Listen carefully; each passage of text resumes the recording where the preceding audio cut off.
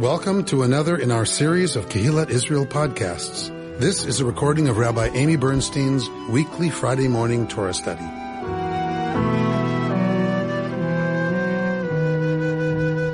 We're in Parashat Nitzavim this morning, chapter 29, verse 9 of the book of Deuteronomy.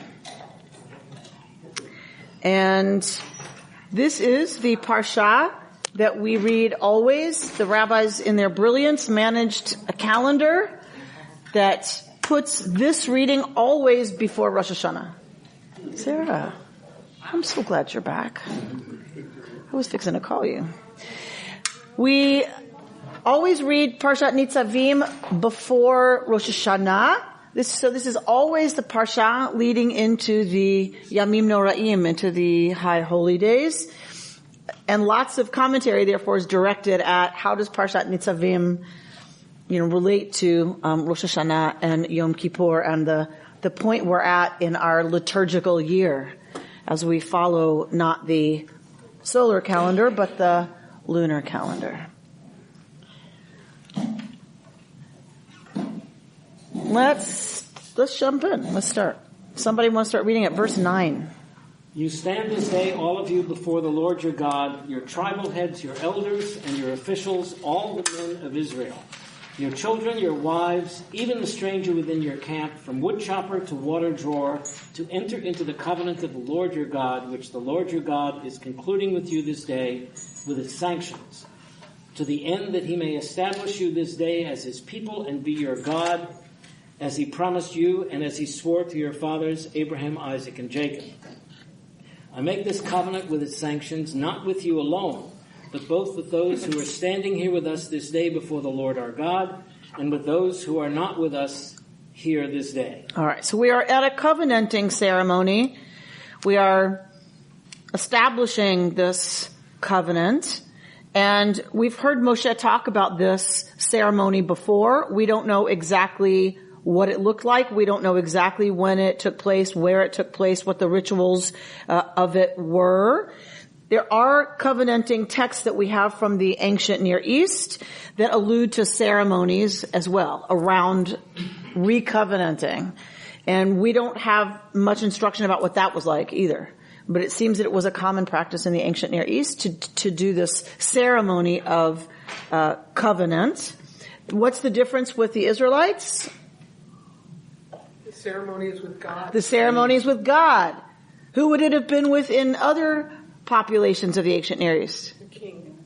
The conquering king and the vassal king. And the vassal king and his people would have entered into a covenant with the conquering king, right? And that covenant says, we stand bound by an exclusive arrangement whereby you, conquering king, name here, have our loyalty, and we will not swear fealty to any other king but you. That's the idea of a covenant. And if we break that, we understand that X, Y, and Z are the consequences, and that if we keep our agreement, A, B, C, and D are the benefits that flow from that. So it's very common in the ancient world. The radical new idea in ancient Israel, the way they reconstructed that idea and those rituals, is that they have this crazy notion that the king is God. And that is the king to whom they are swearing their fealty in this covenanting ceremony. Crazy idea. So those of us who at this time of year struggle with the language sometimes of the liturgy, the language, the metaphor of Rosh Hashanah, of even Yom Kippur, this idea of crowning God as king, it's very easy for us to have all of our reactions to that up-down, hierarchical, anthropomorphic, male, power-oriented. We have lots of reasons we react to that language. What I just want us to do is reset our ethnocentric, way of viewing the world. It's the only way we can view the world is from our own ethnic context, our own culture, of course. But if we can challenge our ethnocentricity for a minute and remember that it was a radical idea to say the only thing worthy of our true and ultimate fealty in this world is not a human being and is not of even what we human beings create as power systems. What is the only thing worthy of our covenanting as a people is that force beyond all of that we acknowledge as being the greatest force in the universe, the force that makes for compassion and grace and justice and patience and forgiveness.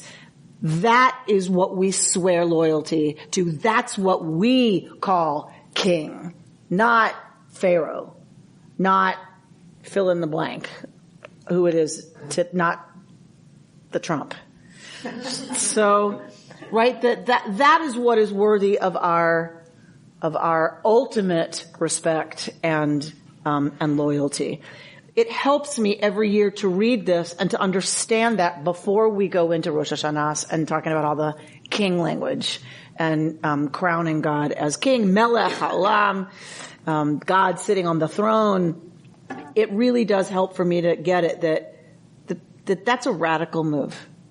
And it remains, I think, a radical thing to say, is that there's nothing in this world, there's no power, there's no glory, there's no wealth, there's no status that is worthy of our loyalty as a people that is anything we could create as a position. Call it monarch, call it president, I don't care, emperor. Only that which is beyond do we crown as what we allow to rule our lives, what we choose as our ruler, if you need a symbol. So that's the context out of which this comes. We are cutting this covenant. It was a dramatic thing. Often there was an animal involved. If you cut a covenant, why is it called cutting a covenant? Because you cut an animal in half, and the parties who are bound by the covenant pass through the pieces of that animal. Why would you do that? Lisa, you thinking? Yeah. Mm-hmm. Does it have to do with the blood? Sure, you bet. Anytime you've got killing something, you've got blood. And that definitely is a part of the power of the ritual and the drama. Why? Why cutting a covenant do you want blood involved? Purity.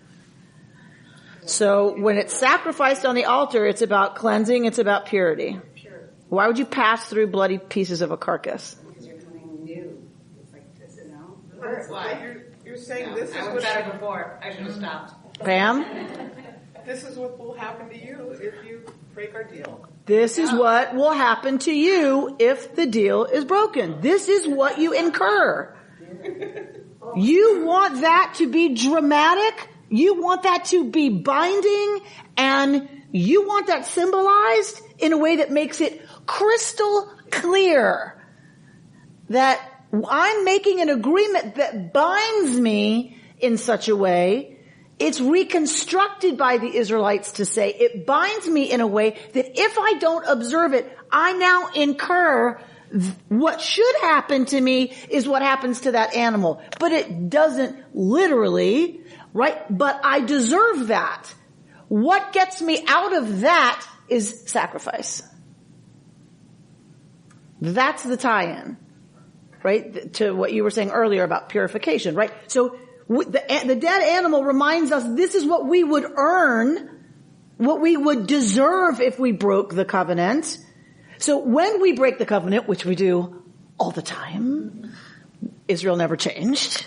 We, their descendants, have not changed. Hence Yom Kippur, right? We continually break the covenant. So what we deserve is the fate of that animal. But we have rituals to purify us from the sins of breaking the covenant. One of them used to be to sacrifice an animal and share that meal with the divine. Once the temple was destroyed, of course, that was no longer the ritual. Now only Yom Kippur served as the central set of rituals that did that affected that, and our own process of teshuvah, of repentance. How How come the blood on the altar is pure, and then elsewhere it is contaminated? It's not the blood that's contaminated. Okay. So the blood only works as a purifying agent when you activate it. And you activate it by ritual slaughter. Okay. That I intend this animal for the altar for sacred purposes. And then it's taken to the priest and it's slaughtered and offered on the altar. That is what makes the blood a purifying agent. It's not the blood that contaminates when it's elsewhere. It's the death. Death contaminates always. So when women have their menses, that's perceived as a small death? Correct. Why? Because you're losing an egg and you're Correct. Correct. Okay. All right, thank you. That's one theory. I should be clear. That's a theory that it's connected to death. I like that theory because for me it rescues it from all that, ew, they say we're dirty, right? It's like, no, actually it's saying death, where death touches life, it's existentially hard. It's weird. It alters things. It warps things for a time. And again, anybody who's ever been at the deathbed knows that. Those of us who've been with dead people know that there's something that there's something altered for a bit. You don't just go to the mall after that, right? There's something that happens, hopefully, there's something that happens for us, right, around contact with death. And that death touching life is kind of and so then it makes sense that it happens with a corpse, it happens with a dead animal, it happens at menstruation when you lose a possible pregnancy, it happens when you're ill, and could be close to death. When you have a baby, and we're certainly close to death, you and the infant. And if you live, that was a great thing, but it meant you escaped death, right? So, well, certainly with menses, you could interpret it as cleansing. mm-hmm. And I have to believe that in the ancient world, even before we're talking about Israel, that women bled for 7 days and didn't die. Right? You bleed for 7 days internally and generally, that is a brush with death. So I'm not sure once upon a time it wasn't understood that women remarkably cheat death once a month. Playing devil's advocate. Sure. If losing the egg, so that's a death, how again does Judaism condone abortion when that is a purposeful death? Because the abortion was to save the mother's life. Her life is more valuable.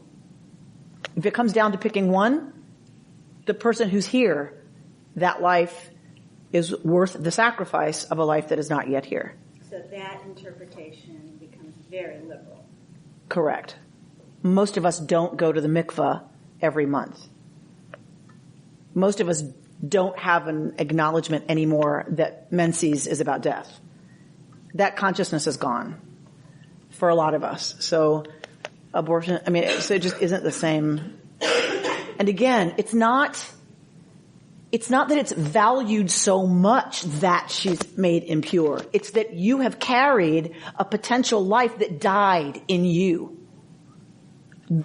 You are contaminated by that death. It's not that it's so special that you're going to now be made. What I heard you say was, it's so special, how could you then do abortion? Right.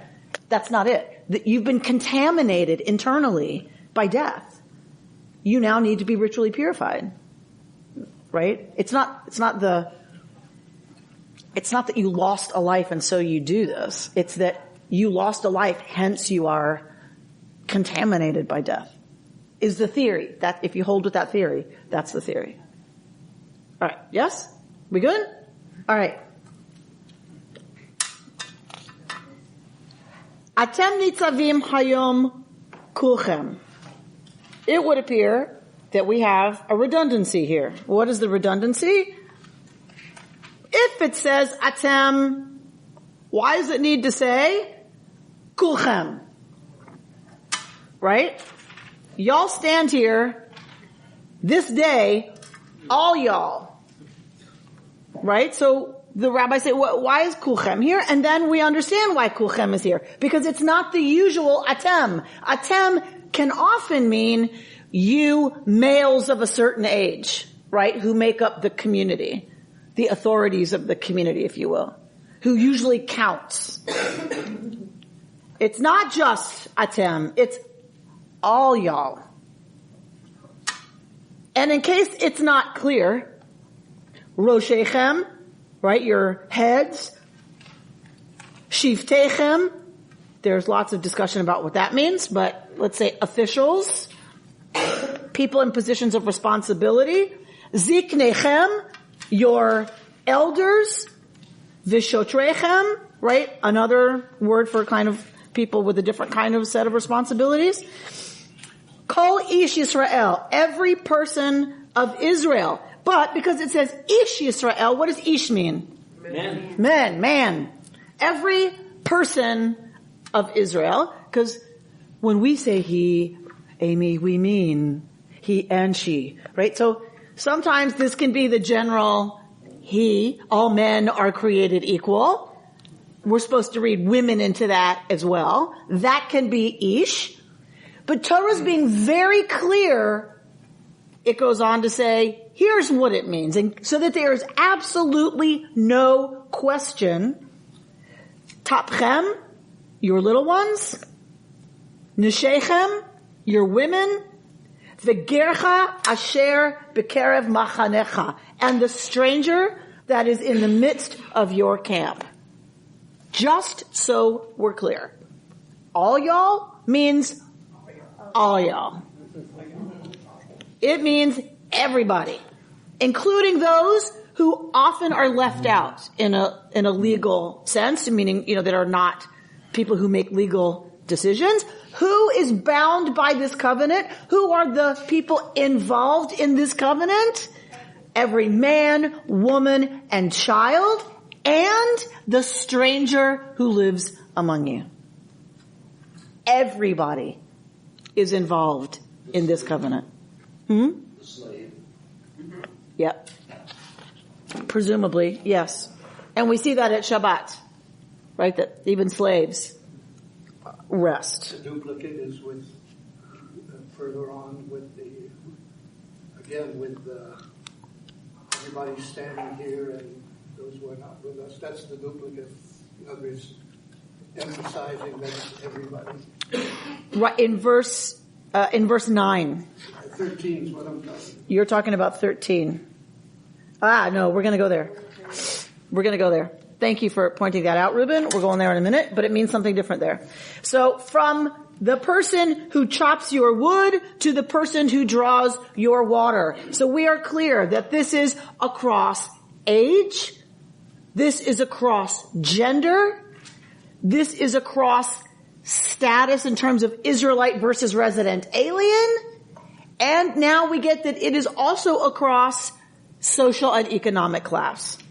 It's interesting what it doesn't say. Which is? Much earlier when there are the tribes and they're around the tabernacle, it says this tribe over here and this tribe over there.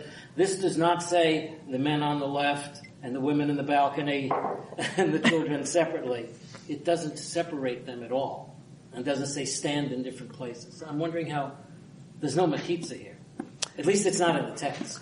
Correct. Because presumably here there's not an intention that for some reason needs to be. I mean, the mechitza idea is later about concentration.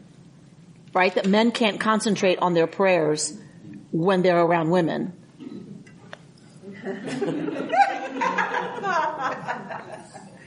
You can't help but notice the descending order of priorities on this list.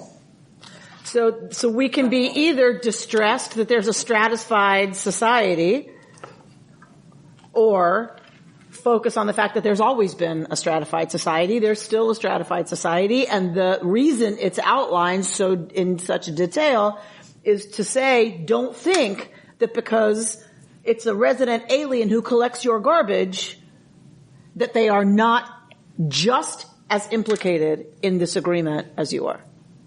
They are no less standing before God than you privileged Israelite.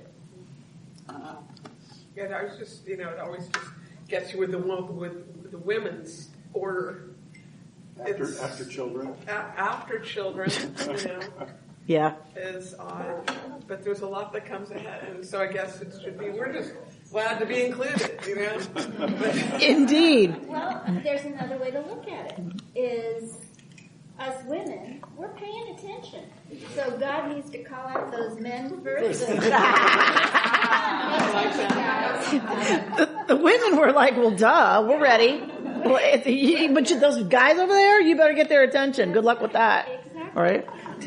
Hilarious. All right. Very nice save, Lynn. So to be clear, what is all y'all doing to enter into the covenant of Adonai your God, which Adonai your God is, right, cutting with you today with its sanctions, which is why I don't like the word that I have, which is concluding with you. What do you all have as your translation? Concluding. Much better to say that this covenant that God is cutting with you today with its sanctions. The word cut goes directly to sanctions, right? That's the point of cutting, is to, I just realized, I was thinking of, which is very interesting now that I think about it. Maybe I'm just tired. It's Rosh Hashanah. It's been a crazy week, but that same idea of cutting is about releasing, right? People who cut are trying to release something that's built up, that has nowhere to go, right? That kind of either anxiety or trauma or shame or fear, right? And the cutting is about releasing that. I wonder if there isn't some primal connection for us, right? To this, you cut the animal for the same reason, right? It's about, releasing what happens when we are, as a people, behaving in ways that are bad, shame-inducing, damaging. Very interesting. They cut a deal. Well, that's what it comes from. It comes from, because if I break my agreement in this deal, I take upon myself the understanding that I deserve this. Usually that wasn't the cost, but the idea is ritually I've incurred guilt that I'm deserving of being cut in half. Now I have to do something to escape that fate. And that's, right, the animal stands in for you that gets sacrificed. That kapara, Shepin Kapporos, right? We know about swinging the chicken, right? I swear I promise there's a connection. Swinging the chicken takes on the sins and then you snap its neck. Kapara is, Yom Kippur is all about, we deserve to be cut in half. We have all these elaborate rituals to take that off of us until we get another year, right? And teshuvah is part of that. Repentance and atonement is part of that. Fasting is part of that. But there's other rituals like sending the goat out, right, into the desert. Like there's junk that has to be taken off of us and put on that animal, and that animal is banished, although some say it was thrown off a cliff. So, there's residual, right? And then until that's cleaned up, we are still in the position of being implicated for deserving to be cut in half. Is there a connection with the ritual, that was a ritual, medicine in Europe here, that they used to bleed people when they were sick? It was some sort of a medicine man who did that. And it was that's how, before medicine was discovered in such a way, that's what they did with the people. I mean, I think that's, if it came from that. I think that's a different connection, because that's about pulling things out, of the body. I think it's a little different, but I mean, not that it matters. Who knows? All right. So God is cutting this covenant with you to the end that God may establish you this day as God's people, and to be your God as God promised you and as God swore to your fathers, Abraham, Isaac, and Jacob. Now we're going to go to Reuben's point.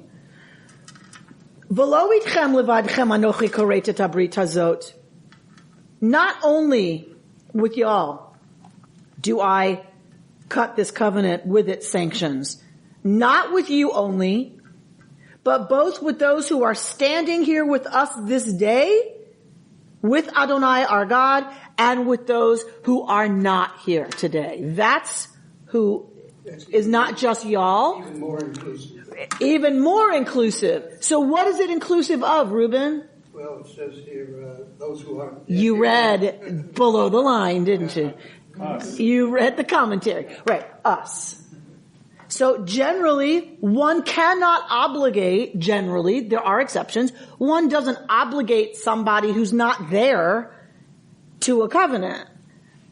That's unusual. You wouldn't generally do that. There are exceptions.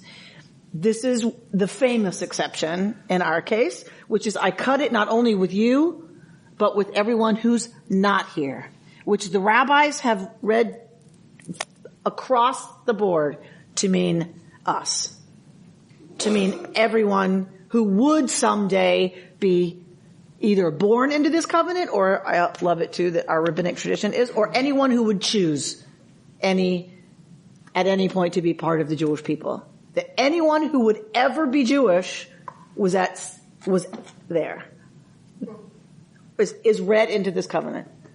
Doesn't have to be by birth, it can be by choice, but here it is. You who are here, and you who are not yet, you might read, not yet here, are bound by this sacred agreement. Is it the only exception that we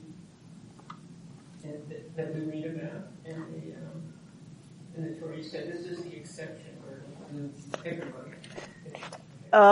You mean people who aren't there? Yeah, there were some things that there are some agreements that you make that your children and grandchildren and their children are bound by the terms of the agreement.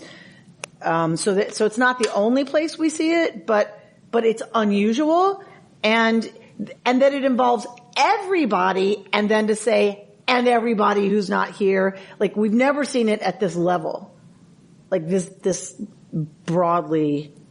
And it's bringing up the fathers, so are generations before, right? Even Well, this is done across the spectrum. Across the spectrum.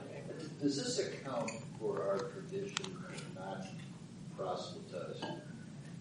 No. With the Jews and those who would be Jews? No. It doesn't? No. Proselytizing stopped when there were sanctions of death imposed on Jews who were proselytizing and teaching Torah to non-Jews. So under Rome, times like that where it was a threat to be converting people to Judaism, there were times in the early rabbinic period that we were actively proselytizing. I thought that it was one of the chosenness ideas was that we were, quote, chosen to bring ethical monotheism. If you look at Aleinu, if you look at the language of Aleinu with which we close every service, the vision is we were chosen to bring ethical monotheism to the world, and everybody would choose to be Jewish. Bayom hahu yiyeh Adonai echad u'shmo echad. On that day, the world, right, there will be one God, and that God will be called Yud He Vav He. Everybody will recognize the truth of the Jewish people, and the whole world will be worshiping Yud He Vav He and calling God Yud He Vav He. So there's some visions. It has not worked out that way.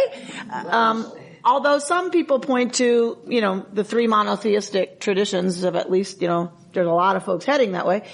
But so there's tension, and some people deny this claim, but I've seen enough that I'm convinced, personally, that there was at one point kind of a universal vision that everybody would get it. Like the prophets, right? that yes, we are the chosen to bring this to the world, but that the whole world was someday going to go, duh. Those Jews, they're 100% right. Would that have been the motivation behind the wording here that would have picked up? I mean, the idea of those that are not here could be looked at expansively. Yes, it could. It absolutely could. Would be Jewish. That's right. But everybody. That's exactly right. I think there's right here is the potential, right, to expand the idea of with whom is this covenant. I think the language is very clearly open here. And that it was the danger of proselytizing that had us stop. What's interesting is that danger was so ingrained that we then said, we are not a people who proselytizes, right? Like, it's like, wow, that's pretty ingrained, like, cause that's not true. It just isn't true. It became true because we were in such danger for it. Remember the custom of, you're supposed to, if you want to convert, go to a rabbi and be turned down 3 times? That's what it comes out of. That anyone who came to you to learn Torah, you were suspect. Are they a spy? Are they setting me up? If they're coming to convert and I agree, I just put my life in danger. This is the tradition of saying no. No, right? And no again, no, until you're sure this is an honest conversion. Not because you're afraid they're not going to keep Shabbos, right? But, which is how it is now. But, in some circles, it was more about, is this person coming to report me to the authorities? All right. 15, somebody. Oh, no, wait. 30, chapter 30. Someone read here. When all these things befall you, the blessing and the curse that I have set before you, and you take them to heart amidst the various nations to which the Lord your God has banished you, and you return to the Lord your God, and you and your children heed his command with all your heart and soul, just as I enjoin upon you this day, then the Lord your God will restore your fortunes and take you back in love. He will bring you together again from all the peoples where the Lord your God has scattered you. Even if your outcasts are at the ends of the world, from there the Lord your God will gather you, from there he will fetch you. And the Lord your God will bring you to the land that your fathers possessed, and you shall possess it, and he will make you more prosperous and more numerous than your fathers. Then the Lord your God will open up your heart and the hearts of your offspring to love the Lord your God with all your heart and soul in order that you may live. The Lord your God will inflict all those curses upon the enemies and foes who persecuted you. You, however, will again heed the Lord and obey all his commandments that I enjoin upon you this day. And the Lord your God will grant you abounding prosperity in all your undertakings, in the issue of your womb, the offspring of your cattle, and the produce of your soil. For the Lord will again delight in your well-being as he did in that of your fathers, since you will be heeding the Lord your God and keeping his commandments and laws that are recorded in this book of the teaching, once you return to the Lord your God with all your heart. Go on. Surely this instruction which I enjoin upon you this day is not too baffling for you, nor is it beyond reach. It is not in the heavens that you should say, who among us can go up to the heavens and get it for us and impart it to us that we may observe it? Neither is it beyond the sea that you should say, who among us can cross to the other side of the sea and get it for us and impart it to us that we may observe it? No, the thing is very close to you, in your mouth and in your heart, to observe. Go on. See, I set before you this day life and prosperity, death and adversity.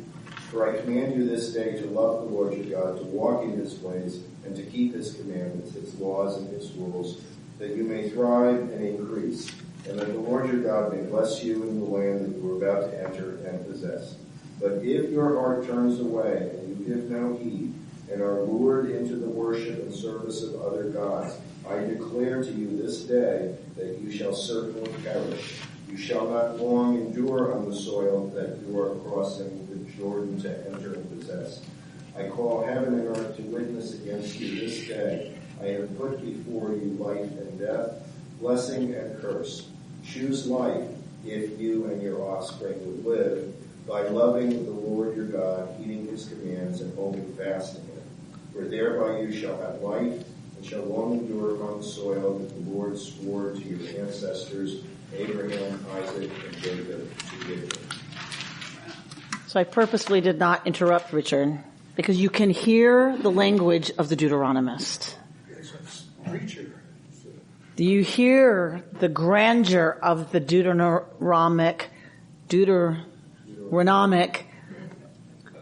poet? Sounds like a prophet. A prophet. Somebody these words are speaking truth. And we might have different ways of understanding that truth, but for us as a people, this still resonates, at least for some of us. If we follow what we know is life-giving, if we are just and righteous and compassionate and empathetic and forgiving and good and courageous and righteous, good things flow from that. And when we turn on one another, and when we are greedy, and when we turn away from the path, and when we are self-centered and hateful and vengeful and angry, terrible things happen. We know this. Terrible things happen to the planet. Terrible things happen to its creatures. Terrible things happen to us. And we pass poison to our children. In the sky, in the river, in the ocean, in the fish they eat. We pass on death and disease and destruction and exile and massive amounts of people crossing from Hungary. 70 people dying in a truck trying to give their children life because they have been displaced by violence and war. Innocent people. The 3-year-old lying on the beach.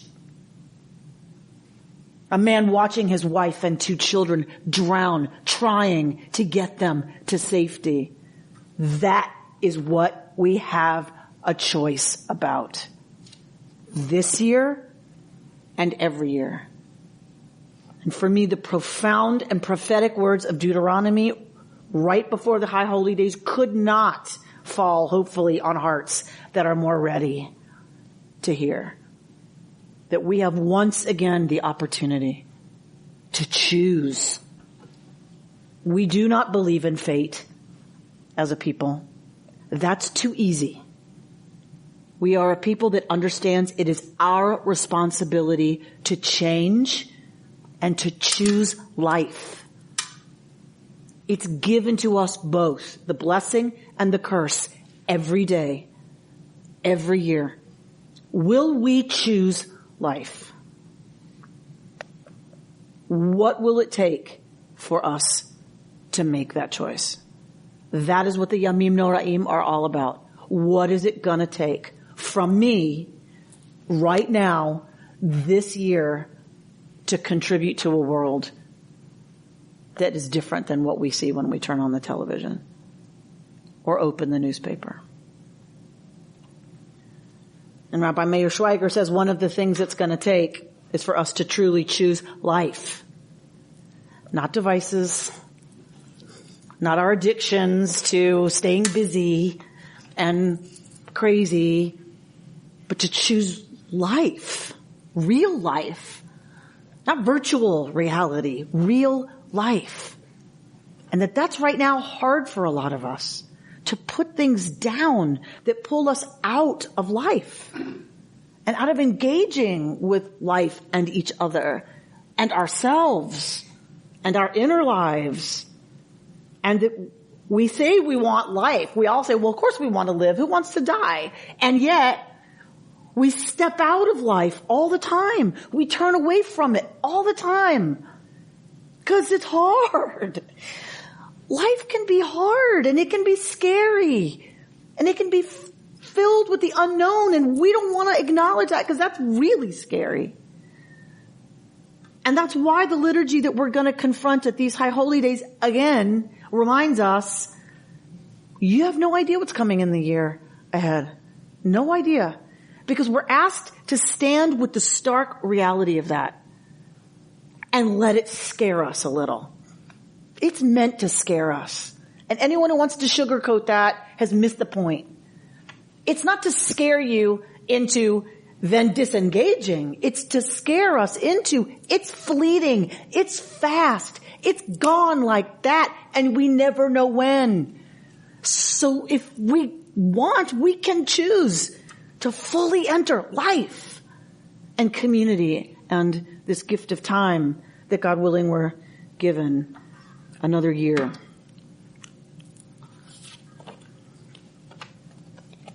Rabbi Baruch Halevi, which is not what I'm giving you something else, says the first thing we do during the High Holy Days is come together. Nitzavim. We stand together before God as a single spiritual unit. We do this out of a very deep instinct. We need each other now. We need each other deeply. Here in the full flush of the reality of the life and death nature of this ritual, of this covenanting ritual, here in the full flush of our impotence as individuals to meet this most urgent emergency, our need for each other is immense. We heal one another by being together. We give each other hope. And we know for sure, by ourselves, ein banu ma'asim. There's nothing we can do. But gathered together as a single, indivisible entity, we sense that we do in fact have efficacy as a larger, transcendent spirit unit, one that has been expressing meaning and continuity for 3,000 years, one that includes everyone who is here and everyone who is not here. All those who are joined in that great stream of spiritual consciousness from which we have been struggling to know God for thousands of years. We now stand in that stream. That is the first thing that we do. The words of Rabbi Alan Liu in his book, This Is Real and You Are Completely Unprepared. Quoted by Rabbi Baruch Halevi. I've given you something else. Bert, you want to start reading the promise? Oh, no, drop down to, you stand here this day, all of you, in the middle of the page. You stand here this day, all of you, every person in the community, the young and old, men and women and children, immigrants and native-born, laborers and leaders. We are all called together in the Torah portion that we read right before Rosh Hashanah, Parashat Nitzavim, to renew our covenant with God. And not just with you alone am I reestablishing this covenant, but with all who are here today and all who are not here today. The past, present, and future are conflated to create a moment that encompasses all of existence. If we truly show up for such a moment in these precious days, will we be ready for it to change us too? Go on. Our covenant with the God of the past, present, and future is renewed in the most radical historical context of communal return. God isn't only interested in each of us as individuals and all our preciousness, but it is clearly as invested in us as a collective. Despite all our individualism and autonomy, we don't stand before God only as our single selves, but also as part of a larger, radically trans-historical Jewish people. Jewish philosophers and theologians, including rabbis Joseph Dov Soloveitchik, an Orthodox thinker, and Eugene Borowitz, a liberal reform thinker, have taught of this dual sanctity and double bond with God, both individually and collectively, as foundations of the covenant. Something we don't do very much as Americans in 2015. We are all about the individual, our rights, even our responsibilities, but is so focused on the individual. And for all of the great reasons historically that is, and all the wonderful things that has meant, and all of the things it's meant for rights and for liberation of all kinds of peoples and populations, it's fantastic and needs to be balanced. with an understanding of the collective. And listening to the coverage of the Syrian refugees, and now the big discussion in Europe is, well, why should it fall on the first country they get to? Why is it all on Hungary? Or Greece, actually, even before Hungary. Greece can't handle it. Greece can't handle themselves. And then they're in collapse, economic collapse. So then they get to Hungary, and now Hungary is trying to process thousands and thousands of refugees. And the question becomes, shouldn't they be given sanction all over Europe? Shouldn't each European community have to step forward and accept a certain amount of the burden? And of course, there's a huge fight about it. So it's not even just us as individual people that we have to challenge in terms of how we think about things, particularly at this time of year for us, but also as countries, as societies. When are we going to get it? We're arguing over whether we should have to take X amount of Really? Really? I mean, kind of amazing irony, the country that stepped up the most is Germany. Right. Hopefully, meaning, right, there have been some there's some lessons learned by history. Yeah, right. One can hope. Austria, right? Hungary, a lot of these places. We signed up for 10,000. We signed up for 10,000. That's right. That's a big number. It'll take us 2 years to vet. Right. Yeah, but in the meantime, it's done. So this, it's not just theoretical. This is not just theory. This is not just a lovely, lofty idea. This is a call. When are we gonna get it? That it's about us collectively.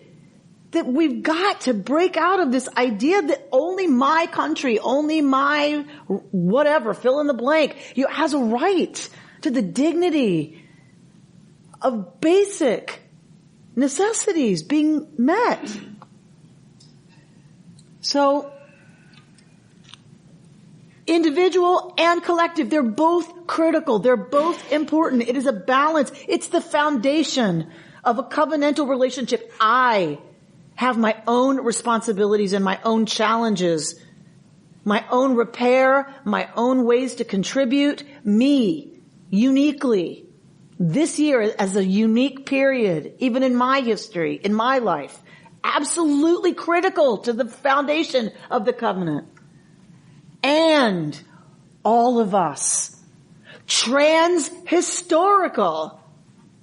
What does it mean to remember? We are but a blip in the arc of the Jewish people. And a lot of us would say humanity. And this whole grand experiment of spirits being put in bodies. Or bodies being put in spirits, however you want to think about it. Right? Not being put around.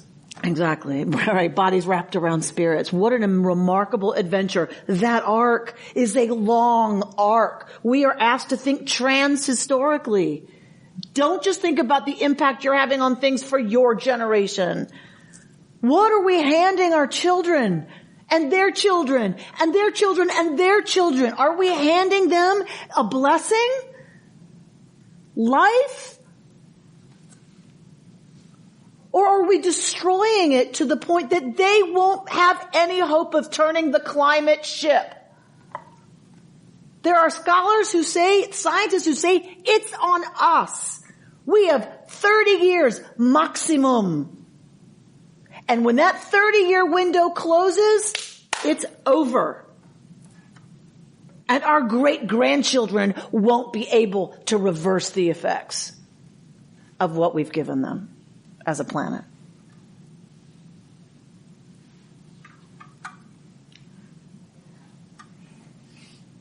Beyond this covenantal significance, it seems that we stand together, especially these days, so that we might be motivated by the power of community. Together, whether on a mountain or in a valley or in the myriad of places we will gather in the coming days, we are more likely to grasp the power of our shared narrative and what it can inspire us to become. These are the moments that give us a deeper sense of what it means to be committed to something beyond ourselves, beyond our individual needs, and beyond time. So as we gather for Rosh Hashanah and Yom Kippur, we are tempted to be frustrated by parking. We're frustrated about the heat and standing in line. And we're frustrated we didn't get a seat in the sanctuary. We're in overflow.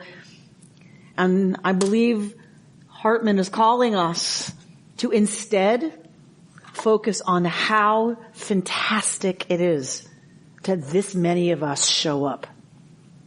This many of us come together, because that is the power of community, is to say we get it, that we're in this together. This is not a solo flight. This is a jumbo jet. We need each other. And you all can experience that together, but nobody gets it as much as we do on the Bima. Looking out at the Jews, looking out at our allies, looking at those who choose to come together with us, even if it's just for this afternoon. Looking out at every single unique face and other moments, just the sea of people searching for how to do this better, willing to spend that time being challenged. What a fantastic thing. So as we deal with the crowds and we deal with what it means and the noise level of that many Jews gathered in one place, let us also truly allow ourselves to be moved by the call of community, and let us be emboldened in our hopes by that big a community, by the power of community. Shana Tova u'metuka, should be a good and sweet new year for all of us. You've been listening to Rabbi Amy Bernstein's Friday morning Torah study from Kehillat Israel in Pacific Palisades, California. For more information, go to our website, www.ourki.org.